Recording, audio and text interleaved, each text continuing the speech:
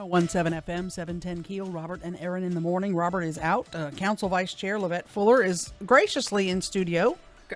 Well, that's because I have under eye cream and some concealer.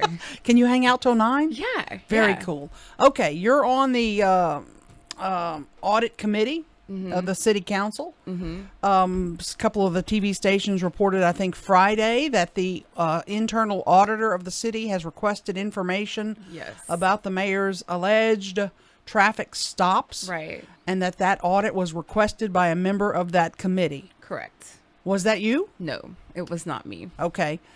Jerry Bowman says it was not him. That only leaves two more people that it could have been. John Nicholson.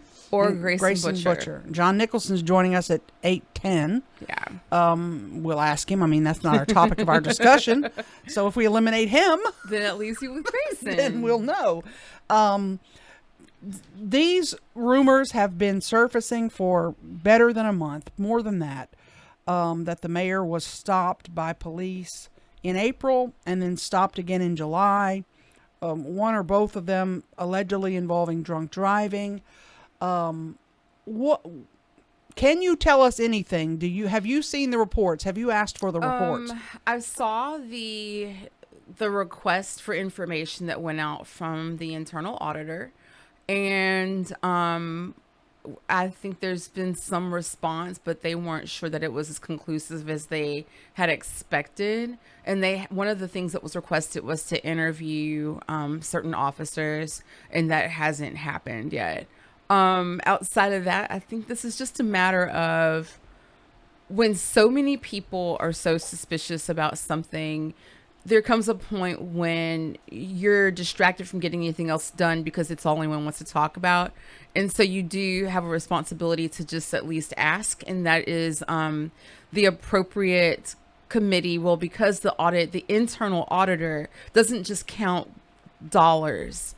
They audit operations, and they are like the initial part of any investigation done by the council. They are under the purview of the council as checks and balances, so they can research and investigate.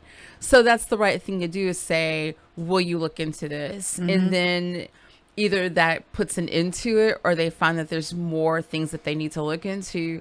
At this point, I don't know if further questions are going to need to be asked, but it may end up being that it's something that's either completely outside of our purview that we want someone else to dig deeper into, or that we just let go.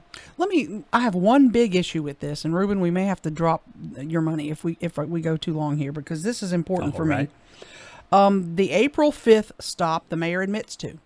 He admits being stopped for going the wrong way.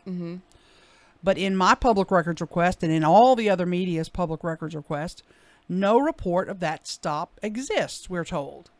Do police make a report? There had to be dash cam of that stop, and they're telling us there's no report, no dash cam of that. That comes down to retention schedule and how long they have to hold on to things. So do they hold on for 30 days, 90 days, 120 days?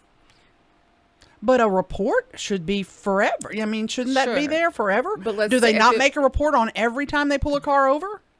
That's a good question, and that's currently not one that I have a direct answer to. That is one that mystifies me. Because that's one that I would have expected. But yes, he went the wrong way. Give me the report. Show me who stopped him. Right. And that's where I don't understand that. So I'm a little bit concerned about that, because the mayor readily admits he was stopped. So show us the report. Show us who pulled him over. Was he ticketed? I guess it comes down to, were you given a verbal warning or the equivalent of a verbal warning, and would there be any record of a verbal warning? Right. If they pulled me over and said, "Oh, you can go, just don't do that again." But then the dash cam, based on the retention schedule, might already be gone because it's over the 30 days. Right. That could be it too. So I'm that's the one that I'm wondering why we have. Just show us that report. Just show us. Yeah. Hey, there was no report. Here's the officer who pulled him over. Here's what happened. Let's hear what the officer says. What happened? The more you record, the more accountability you have. Yeah. Yeah. That's where I'm like, because I wasn't buying all this. I wasn't believing it all happened until I hear him say he was stopped, and then I hear we don't have a report. We don't have any evidence of that. So they may have done everything based on like an accepted practice, But there does come that point when you're thinking the more you have recorded, the more accountability you have for later if you get questioned about something, especially when you're dealing with elected officials. Right. And then if it's all bogus, let's think about that a minute. If it's all bogus, boy, did it spread like wildfire in our city, and who's behind it? Will we ever get to that?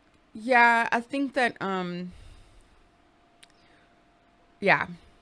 there's, no way to know who started it, right? I feel like at this point, I've seen a lot of things that people are saying, why aren't the news stations covering all of this? And it's like, because they don't have any verifiable, they don't have anyone that's speaking on the record. Right. So if no one's willing to come forward and speak on the record, do you actually have a story? Like, and is it worth risking your credibility for all of it to be bogus? Exactly. And at that point, I start thinking, the best thing that we can do as a city council is ask the questions we need to ask and then move on with getting back down to the business of running the city.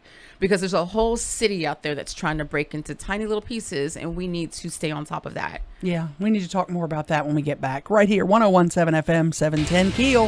Here's Rube. Looks like I-20 eastbound's got a